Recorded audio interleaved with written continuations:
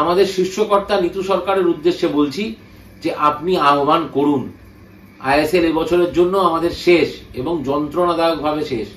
আপনি ডাকুন যে কবে আপনার পাশে গিয়ে দাঁড়াতে হবে। 20-25 জন নয়, 20-25 হাজার মানুষ গিয়ে আপনার পাশে দাঁড়াবে। আমরা গলা ফাটাবো যে আমাদের বিরুদ্ধে কেন এরকম হচ্ছে। নমস্কার, জয় ইস্ট বেঙ্গল। এই ভিডিওটা যেটা বানাচ্ছি, এই ভিডিওটা বানাবার জন্য অনেক পরিশ্রম করতে হচ্ছে। পরিশ্রমটা কেন করতে হচ্ছে তার কারণ হচ্ছে, এই ভিডিওটা বানাবো যে তার জন্য তো কিছু বলতে হবে। তো কি বলবো, কি বলা উচিত, কি না বলা উচিত, সেগুলো নিয়ে অনেক ভাবতে হয়েছে। তো পরিশ্রমটা মস্তিষ্কের হয়েছে এবং সারাদিনের তো প্রচুর কাজকর্ম থাকে। সেই কাজকর্মগুলোকে বাদ দিয়ে শুধু ভিডিও বানাবার মতন সময় হয়নি। তাই এখন এই ভিডিওটা বানাচ্ছি। এই ভিডিওটা যখন বানাচ্ছি তখন নর্থ ইস্ট আর চেন্নাইয়ের মধ্যে ম্যাচটা হয়ে গেছে। নর্থ ইস্ট 3-0 গোলে জিতেও গেছে ম্যাচটা। সুতরাং কালকে আমরা যে ড্র করেছি ম্যাচটা, এবং আইএসএল এর যেটুকুনো টপ 6 এর আশা ছিল, সেই আশাটা হচ্ছে গতকালই আমাদের শেষ হয়ে গেছিল। আজকে যদি চেন্নাই কোনো রকমে জিতে যেত তাহলে হয়তো দুঃখটা দ্বিগুণ হয়ে যেত। কিন্তু যেহেতু নর্থ ইস্ট জিতলো এবং খেলা আমি খুব একটা দেখার সময় পাইনি, কারণ কাজের প্রচুর চাপ ছিল, তো শুনলাম যে চেন্নাই গিভ আপ করেই দিয়েছিল। তো তাতে অন্তত দুঃখটা কম হলো যে না, নর্থ ইস্টও নিজে জিতে নিজের যোগ্যতাতেই টপ 6-এ গেল। এবং এই টি শার্টটা যেটা পরে বসেছি, অন্ধকার দূর হোক, এই টি শার্টটা আমাকে মিত্রজিৎ দিয়েছিল। আমার ছোট ভাইয়ের মতন, ব্যাঙ্গালোরে থাকে, যখন কলকাতা এসেছিল দিয়েছিল। খুব মানে কি বলবো, পছন্দের না হলেও টি শার্টটা খুব মানে যুক্তিপূর্ণ। এবং আজকে 5-5টা বছর হয়ে গেল আইএসএল এ আমাদের অন্ধকার এখনো দূর হলো না। তাই আজকের এই ভিডিওটা এই টি শার্টটা পরেই বানাতে বসলাম আবার। তো গতকাল আমি লাইভ করেছিলাম খেলার শেষে। তো আমার লাইভে অভিজিৎ দা এসেছিল। অভিজিৎ দা একটা প্রশ্ন তুলে দিয়ে গেছিল যে আমাদের শীর্ষকর্তা উনি আফটার ম্যাচ কোনো প্রেস বাইট দিয়েছেন। প্রেস বাইটটা আমি পরে দেখলাম অন্য চ্যানেলে গিয়ে, অন্য চ্যানেলের প্রেস বাইট, যে ওটা একটা অডিও বার্তার মাধ্যমে উনি কিছু কথা বলেছেন। তো সেই সমস্ত কথাগুলো নিয়ে কয়েকটা কথা বলা দরকার বলে আমার মনে হয়েছে। আমি ওনাকে বেশিরভাগ ক্ষেত্রেই, মানে যেগুলো বলছে, আমি অনেকগুলো ক্ষেত্রেই ওনাকে সাপোর্ট করছিও। কিন্তু আবার অনেকগুলো ক্ষেত্রে আমার মনে হচ্ছে যে উনি বোধহয় একটু যদি দৃষ্টিভঙ্গিটা পাল্টান, আমার মনে হয় তাহলে ভালো হবে। ওনার থিঙ্কিং তো ঠিক আছে, বাট থিঙ্কিংটার যে রাস্তাটায় উনি হাঁটছেন, আমার মনে হয় একটু চেঞ্জ করলে সেটাতে ইস্ট বেঙ্গলের ভালো হবে।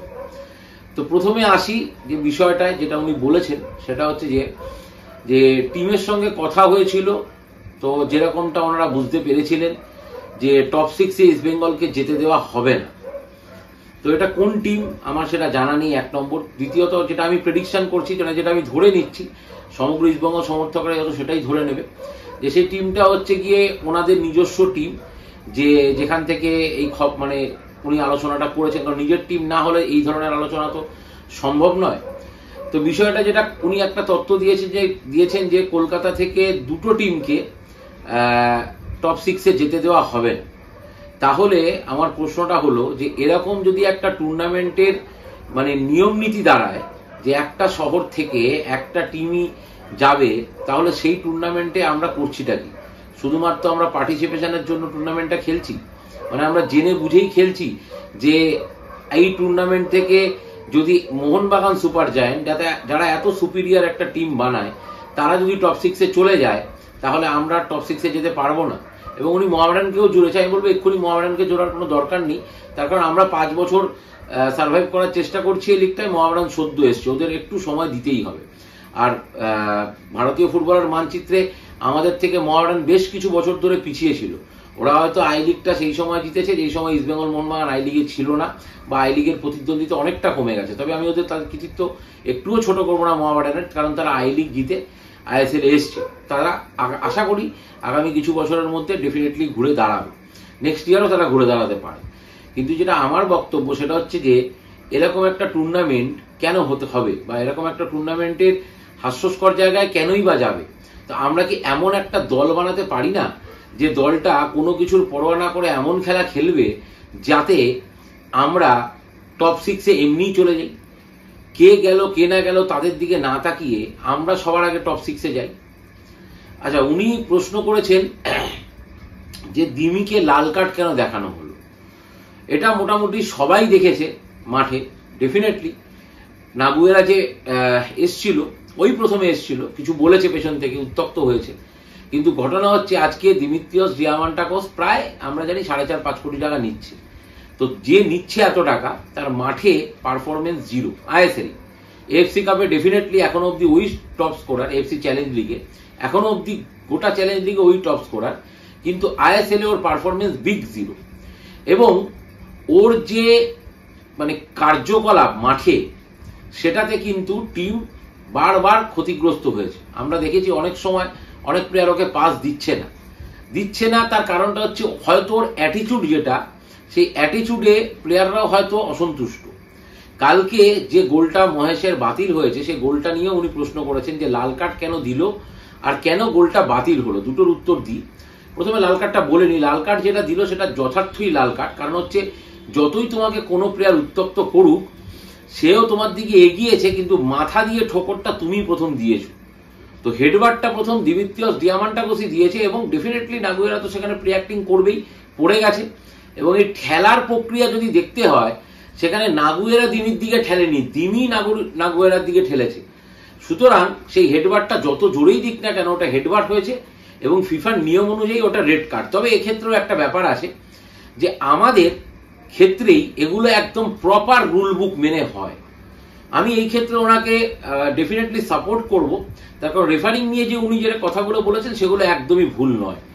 একদম রুল বুক মেনে আমাদের ক্ষেত্রে রেফারিং হয়, কিন্তু আমাদের এগেনস্টে যখন এরকম কোনো ঘটনা ঘটে, সেগুলোতে হয় না। অনেকগুলো উদাহরণ আছে, দিয়ে দিই। যে ম্যাচটা ছিল আমাদের হায়দ্রাবাদের এগেনস্টে, যেখানে হায়দ্রাবাদের গোলকিপার আর্শদীপ যেভাবে ক্লেটনের তলপেটে প্রায় লাথি মেরেছিল, সেদিনকে ওখানে যিনি রেফারি করছিলেন, তিনি তাতে কোনো হলুদ কার্ড তো দূর, কোনো ফাউল অবধি দেননি, ড্রপ বল দিয়ে খেলা শুরু করেছিলেন, যেখানে ওটা ডেফিনেটলি রেড কার্ড হয় এবং একটা পেনাল্টিও ইস্ট বেঙ্গলের প্রাপ্য। যদি আমরা আসি লাস্ট ডার্বির কথায়, সৌভিক চক্রবর্তীর প্রথম যে ইয়েলো কার্ডটা ছিল, সেই ইয়েলো কার্ডের সময় সৌভিক চক্রবর্তীর কোনো কন্ট্যাক্টই হয়নি মোহনবাগানের প্লেয়ারদের সঙ্গে। সেকেন্ড ইয়েলো কার্ডটা ডেফিনেটলি ইয়েলো কার্ড ছিল, বাট প্রথম ইয়েলো কার্ডটা হয়ই না, যেটাতে সৌভিক চক্রবর্তীকে রেড কার্ড দেখানো হলো। জিকসান সিং, মরিসিও অভিনয় করলো, জিকসান রেড কার্ড খেলো। মহারান ম্যাচে নন্দকুমার শেখার হাতটা চালিয়েছিল, হাতটা লেগেছে একদম। সেদিনও হরিশ কুন্ডু ছিলেন এবং একদম রুল বুক মেনে রেড কার্ড দেখিয়েছেন। কিন্তু ইন্ডিয়ান রেফারিরা ওইসব ক্ষেত্রে, বহু ক্ষেত্রে হলুদ কার্ডও দেখাতে পারতেন। আর মহেশেরটা ডেফিনেটলি রেড কার্ড ছিল, কারণ মহেশ জলের বোতলে লাথি মেরেছিল এবং ফিফার রুল, জলের বোতলে লাথি মারলে তোমাকে রেড কার্ড দেখতে হবে। যেমন হেডবাট করলে রেড কার্ড দেখতে হবে, সেরকম জলের বোতলে লাথি মারলে রেড কার্ড দেখতে হবে। আমাদের লালচুংনুঙ্গা, আমাদের কিছু ডিসিপ্লিনারি ইস্যুও রয়েছে এবং এগুলোর জন্য ম্যানেজমেন্ট দায়ী। তার কারণ হচ্ছে প্লেয়াররা অহেতুক প্রচুর কার্ড দেখেছে। আমাদের ফ্রাস্ট্রেশন আছে, আমি মানছি। আমাদের সমর্থকদের যদি ফ্রাস্ট্রেশন থাকে, প্লেয়ারদেরও ফ্রাস্ট্রেশন থাকবে। আমাদের ফ্রাস্ট্রেশন আছে। আমাদের লালচুংনুঙ্গা চেন্নাই ম্যাচে একটা ফাউল করলো এবং ফাউলের সময় ফাউল হলো, ইয়েলো কার্ড দেখলো, ও অহেতুক রেফারির সঙ্গে আবার তর্ক করতে গেল, গিয়ে সেকেন্ড ইয়েলো থেকে রেড কার্ড দেখলো। তো এগুলোর তো কোনো প্রয়োজন নেই। এবং এগুলো নিয়ে কোনো প্লেয়ারকে কোনো রকম শোকজ করানো হয়েছে বা কোনো পানিশমেন্ট দেওয়া হয়েছে। পানিশমেন্ট মানে এটা নয় যে ভাই তোমাকে এত টাকা দিতে হবে বা তোমাকে অত টাকা দিতে হবে, মানে প্র্যাকটিসেই তাকে পানিশমেন্ট করা যেতে পারে। আমার মনে হয় না এগুলো বলা হয় বলে। যদি হতো তাহলে কালকে ডিয়ামান্টাকোস ওইভাবে টিমকে ডুবিয়ে দিয়ে যেত না। তো এবার আসি গোল প্রসঙ্গে, যেটা উনি বলেছিলেন যে গোলটা কেন ক্যান্সেল হলো। পায়ে তো লাগেনি, পায়ে না লাগলেও ওটাও জেনুইন অফসাইড। কেন অফসাইড? তার কারণ হচ্ছে কি, ও গুরপ্রীতের ভিশনটাকে আটকেছিল, সেই জন্য ওটা অফসাইড। আমরা বায়াস নই, আমরা যেটা সত্যি সেটা বলবো। মোহনবাগান সমর্থকরা অনেকে বলেন, এবং কালকেও আমাকে লাইভে অনেকে বলে গেছেন আমি ওনার চেলা। আমি কারোর চেলা নই, আমি একজন ইস্ট বেঙ্গল সমর্থক, এবং যেটা সত্যি, যেটা দেখতে পাই, সেটাই আমি বলি। তো যেটা বিষয় সেটা হচ্ছে গিয়ে, কালকে যখন ওই গোলটা হয়, ডিয়ামান্টাকোস কিন্তু অনেকটা আগে বক্সে ঢুকে গেছিল মহেশকে বলটাও দিয়ে, মহেশের থেকে বলটা নেওয়ার জন্য। বাট মহেশ ওকে বলটা দেয়নি। মহেশ ওকে কেন বলটা দেয়নি? মহেশ এটা দেখতে পেয়েছিল যে অফসাইডে চলে গেছে, ওকে দিয়ে কোনো লাভ হতো না। এবং মহেশ যখন ড্রিবল করে ইনসাইডে ভেতরে ঢোকার চেষ্টা করছে, সেই সময় আপনারা যদি ভিডিওটা ভালো করে লক্ষ্য করে দেখেন, তাহলে বক্সের মধ্যে আবার সেই হাত পা ছুড়ের মতো লাফাচ্ছে। এবার যখন মহেশ শটটা করলো তখন ও পা তুললো, ওর পায়ের তলা দিয়ে বল গেল, ক্লিয়ার অবস্ট্রাকশন অফ গোলকিপার, এবং সেই জন্যই ওটা অফসাইড, যতই ওর পায়ে বল না লাগুক। ঠিক আছে, তো সেই জন্যই ওটা অফসাইড এবং এই জন্যই ওটা রেড কার্ড। এটা হলো গিয়ে বিষয় যে কেন রেড কার্ড এবং কেন অফসাইড। তবে রেফারিং নিয়ে যা যা উনি বলেছেন, এবং এটা দিনের আলোর মতন পরিষ্কার যে ভারতবর্ষে এই বছর আইএসএল এর রেফারিং যা হয়েছে, সব টিম সাফার করেছে কম বেশি, কিন্তু ইস্টবেঙ্গল যে সাফার করেছে, ইস্টবেঙ্গলের মতো সাফার কোনো টিম করেনি। এবং আজকে হরিশ কুন্ডুর কুশপুত্তলিকা দাহন, মানে কুশপুত্তলিকা জ্বালানো হয়েছে, ঠিক আছে, এবং সেটা দমদম এলাকাতে হয়েছে বলে আমরা দেখেছি। কিন্তু শুধুমাত্র এইটুখানি করে কি কিছু হবে? হবে না। 3 নম্বর যে বিষয়টা হ্যান্ডবল নিয়ে, যেটা পেনাল্টি, ডেফিনেটলি উনি ঠিক কথাই বলেছেন যে সুনীল ছেত্রী একটা অবস্ট্রাক্ট করেছিল, কিন্তু সেটা সুনীলের ক্রেডিট যে সুনীল একটা অবস্ট্রাক্ট করেছিল, রেফারি ফাউল দেয়নি, রেফারিং তো এরকমই হয়। কিন্তু বলটা একটা সেন্টার এসছিল সাইড থেকে, এবং সেখানে একটা ব্যাক হেড হয়, তারপর বলটা গিয়ে নিশু কুমারের হাতে লাগে, এবং নিশু কুমার হাতে কি করে লাগে, যখন নিশু কুমার সুনীলের ওপর দিয়ে হেড করতে যাচ্ছিল, ওর হাতটা স্ট্রেচ হয়েছিল, সেখানে হাতে লাগে। বলটা কিন্তু গোলমুখী ছিল না। আমরা এই ডার্বিতেই দেখেছি যে বিষ্ণুর একটা হালকা জ্যাব, সেটা গোলমুখী ছিল এবং সেটা আপুইয়ার হাতে লেগেছিল, সেখানে পেনাল্টি দেওয়া হয়নি। পরের দিনে আমাদের রেফারির প্রধানকে দিয়ে প্রেস কনফারেন্স করে এটাকে এস্টাবলিশ করাতে হয়েছিল যে সব গোলমুখী শটই হ্যান্ডবল হয় না, বলের ওপর হাত না হাতের ওপর বল, এই তত্ত্ব একটা খাড়া করা হয়েছিল। কালকেও কিন্তু ঠিক তাই, যে হাতের ওপরে সে বলটা পড়েছিল, মানে ইচ্ছাকৃত কিন্তু ওটা নয়। এবং ডেফিনেটলি পেনাল্টিটা কিন্তু যথেষ্ট সন্ধিয়ান মানে বিষয়, যে পেনাল্টিটা কিন্তু রেফারি না দিলেও পারতো, কিন্তু রেফারি হরিশ কুন্ডু পেনাল্টি তো দেবেই, কিছু করার নেই। এবং সুনীল ছেত্রী পেনাল্টিতে গোল করেছে। আমরা সুনীল ছেত্রীকে খুব একটা মিস করতে দেখিনি। আমরা সুনীল ছেত্রীকে, যদি 100টা পেনাল্টি সুনীল ছেত্রী মেরে থাকে, আমরা দেখবো 99টা পেনাল্টি সুনীল ছেত্রী মাটি ঘাসা মেরেছে এবং কর্নারে মেরেছে। সুনীল ছেত্রী একটাই পেনাল্টি মেরেছিল, যেটা ক্রসবারে লেগেছিল। কোন বারে কোন ম্যাচে আশা করি আপনাদের সেটা মনে আছে, সে নিয়ে আর বিতর্ক বাড়াতে চাই না। তবে কালকের পেনাল্টিটা ডেফিনেটলি পেনাল্টি না দিলেও পারত, কারণ না ছিল গোলমুখী শট, না ছিল ইচ্ছাকৃত হ্যান্ডবল, বক্সের ভেতর হাতে বল লেগেছিল। তো বক্সের ভিতরে যদি হাতে বল লাগে তাহলে তো প্রচুর ম্যাচে পেনাল্টি হয়। লাস্ট মুম্বাই মোহনবাগান ম্যাচেও পুরো গোলমুখী হেড, মানে যেখানেও হাতে বল না লাগলে বলটা গোলকিপারের কাছে যায়, সুভাষিস বসুর হাতে লেগেছিল, সেটাও মুম্বাইকে পেনাল্টি দেওয়া হয়নি। পরবর্তীতে আসছি। আচ্ছা, উনি বলেছেন যে এই বছর কাজ করতে গিয়ে ওনারা দেখেছেন কিছু ফরেন প্লেয়ারের সঙ্গে কথা হয়েছে যে রেফারিং এর মান এত খারাপ, তার জন্য অনেক ভালো ভালো ফরেন প্লেয়ার ইস্টবেঙ্গলে নাকি আসতে চাননি। তো আমার প্রশ্ন হচ্ছে, ভালো ফরেন প্লেয়ারের সংজ্ঞাটা ঠিক কি? ভালো ফরেন প্লেয়ার তো আমরা তাকেই দেখবো, তাকেই বুঝবো যে আমার দেশে এসে আমাকে সাফল্য দেবে বা আমার টিমকে সাফল্য দেবে। আলাদিন আজহারের নাম তো আমরা এর আগে কোনোদিন শুনিনি। এই বছরের আগে ভারতবর্ষের কোনো একজন অতি ফুটবল প্রেমী মানুষও শুনেছেন কিংবা বলে আমার সন্দেহ আছে। আলাদিন আজহারে এসে কি ফুটবলটা খেলছে আশা করি আমরা দেখতে পাচ্ছি, এবং আলাদিন আজহারে কিন্তু একজন ভালো প্লেয়ার হিসাবেই ইন্ডিয়ান সার্কিটে গণ্য হবে। এবং আগে থেকে নাম করা যদি কোনো ভালো প্লেয়ার আমরা দেখি, তাহলে এই বছরই মোহনবাগান নিয়ে এসছে বিশ্বকাপার জেমি ম্যাকলারেনকে। তাহলে ভালো ফুটবলার আনবার জন্য রেফারিং এর মানই যে শুধুমাত্র দায়ী, এটা আমি মানতে পারলাম না। তার কারণ ভালো ফুটবলার আনতে গেলে ভালো স্কাউট টিম থাকতে হবে, এবং ভালো ফুটবলার আনতে গেলে অর্থেরও দম থাকতে হবে। এবং যেটা আরো বিষয়, যেটা উনি বলেছেন যে রেফারির একটা বিমাতৃসুলভ আচরণ আমাদের এগেনস্টে চলছে, অবশ্যই এটা আমি মানি, এটা উনি ঠিক বলেছেন। রেফারির এতগুলো কথা বললাম এর আগে রেফারিং নিয়ে, অবশ্যই সেটা হচ্ছে। এবং উনি একটা কথা বলেছেন যে এইভাবে দিনের পর দিন চলতে পারে না, এইভাবে দিনের পর দিন চলতে পারে না, এবং প্রয়োজন হলে আমাদেরকে পথে নামতে হবে। তো পথে নামার জন্য আপনি আহ্বান করুন। শুধুমাত্র আজকে যে একটু আগে বললাম, দমদমের একটা ঘটনা দেখেছি যে কিছু সমর্থক আমাদের প্রতিবাদ জানিয়েছে, কতজন হবে, খুব বেশি হলে 25 জন 30 জন সমর্থক প্রতিবাদ জানিয়েছে। হরিশ কুণ্ডুর কুশপুত্তলিকা দাহন করেছে। হরিশ কুণ্ডুটা শুধুমাত্র হাতের পাপেট। আমরা কেন কল্যাণ চৌবের কুশপুত্তলিকা মানে জ্বালাচ্ছি না? আমাদের তো উচিত কল্যাণ চৌবের কুশপুত্তলিকা জ্বালানো, আমরা সেটা করছি না। তো আপনি ডাক দিন, আপনি আহ্বান করুন ইস্টবেঙ্গল সমর্থকদের, আমরা আপনার পাশে গিয়ে দাঁড়াবো। ইস্টবেঙ্গলের সঙ্গে এই যে বিমাতৃসুলভ আচরণ দিনের পর দিন রেফারিং করে চলেছে, এবং রেফারিংটা কারা? এফএসডিএল কিন্তু টুর্নামেন্টটা করছে, সমস্ত কিছু করছে, এই রেফারিরা কিন্তু এআইএফএফ এর আন্ডারে, এবং আমাদের এই রেফারিরাই কিন্তু এএফসি চ্যালেঞ্জ লিগের ম্যাচ খেলাচ্ছে। আমি আরকাদাগের একটা ম্যাচ দেখছিলাম হাইলাইটসে, যেখানে আমি দেখেছি ভেঙ্কটেশকে সেই ম্যাচ পরিচালনা করতে। সম্ভবত নাজমে এফসির সঙ্গে বোধহয় মালদ্বীপের নাজমের সঙ্গে বোধহয় আরকাদাগের ম্যাচ ছিল, যেই ম্যাচে আমি ভেঙ্কটেশকে দেখেছি রেফারিং করাতে। তো আমাদের রেফারিং এর মান এতটাও খারাপ নয়, তাহলে কিন্তু এএফসি এই রেফারিদেরকে এএফসি চ্যালেঞ্জ লিগের ম্যাচ খেলানোর জন্য ডাকতো না। তাহলে কোথায় প্রবলেম হচ্ছে? প্রবলেমটা হচ্ছে গিয়ে সর্ষের মধ্যে ভূত লুকিয়ে আছে।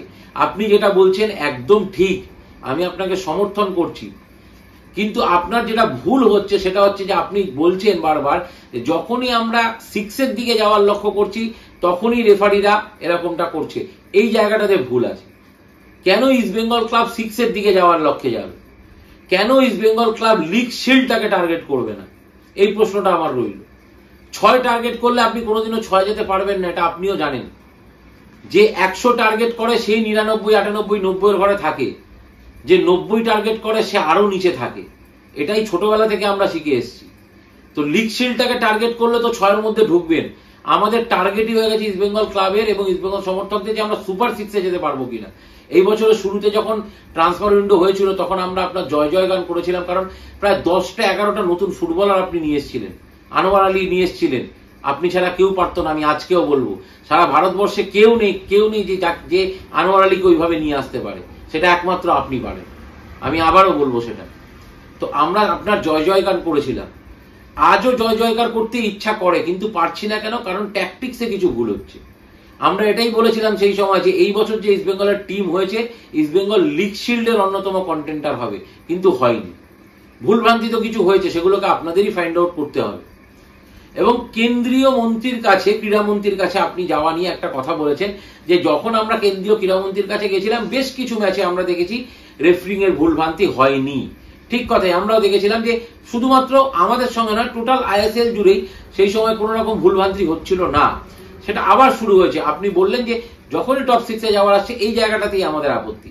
টপ 6 এ যাওয়ার জন্য ইস্টবেঙ্গল ক্লাব কোনোদিনও খেলেনি। ইস্টবেঙ্গল ক্লাব সবসময় খেলেছে টপ জায়গাটায় যাওয়ার জন্য। তো দৃষ্টিভঙ্গিটাকে একটু বদলাবার প্রয়োজন আছে আমার মনে হয়। দৃষ্টিভঙ্গিটা বোধহয় আমাদের সরে গেছে। আমরা এখন টপ 6 ভাবছি, আমরা টপটাকে ভাবছি না।